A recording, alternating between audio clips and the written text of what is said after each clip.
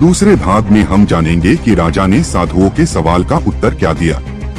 कल हमने एक नौजवान जो नगर के एक बहुत ही प्रतिष्ठित व्यक्ति का लड़का था और कुछ बुरी आदतों की वजह से उसके हालत दिन प्रतिदिन बदतर होने लगे थे।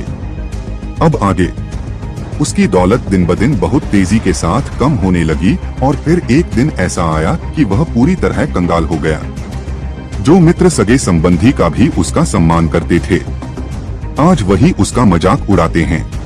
मारे शर्म के उसका जीना दूभर हो गया। अब किसी तरह मेहनत मजदूरी करके अपना पेट भरता है। नवयुवक बोला, महोदय, जब मेरे पास खूब धन था, किसी चीज की कोई कमी न थी, तब मन के वशीभूत मैं होकर बहता चला गया और अपनी हर इच्छा को पूरा करता गया। तब राजा विक्रमादित्य बोले, कैसा हो अगर समय पीछे चला जाए, कैसा हो अगर फिर से तुम्हारे पास वो गवाई हुई धन दौलत वापस आ जाए। राजा की बात सुन नवयुवक बोला, महोदय, ऐसा तो कदापि संभव नहीं है, पर मैं इतना जरूर कहूँगा, अगर ऐसा हो जाए तो अब इस जमाने ने मुझे धन का महत्व इस कदर सिखा दिया है कि अब कदापि ऐसी भूल नहीं करूँगा।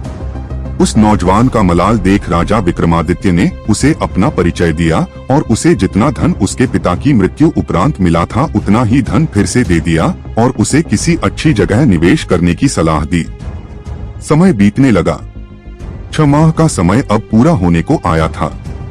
वे दोनों साधु फिर से राजा विक्रमादित्य के दरबार में हाजिर हुए और बोले, बताओ राजन, क्या आप किसी नतीजे पर पहुँचे?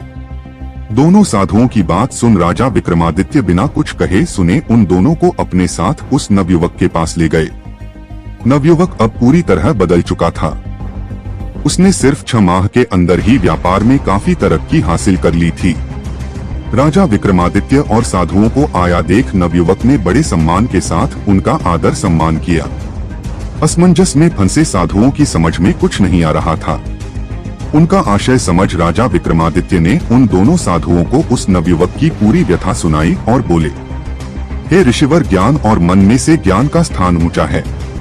मनुष्य के ऊपर बार बार उसका मन हावी होने की कोशिश करता है, पर अपने ज्ञान के बल पर विवेकशील मनुष्य मन को कभी अपने ऊपर हावी नहीं होने देता। मन अगर रथ है तो ज्ञान सारथी, बिना सारथी रथ अधूरा है। राजा विक्रमादित्य की बात सुन दोनों साधु पूरी तरह आश्वस्त हो खुशी खुशी लौट गए।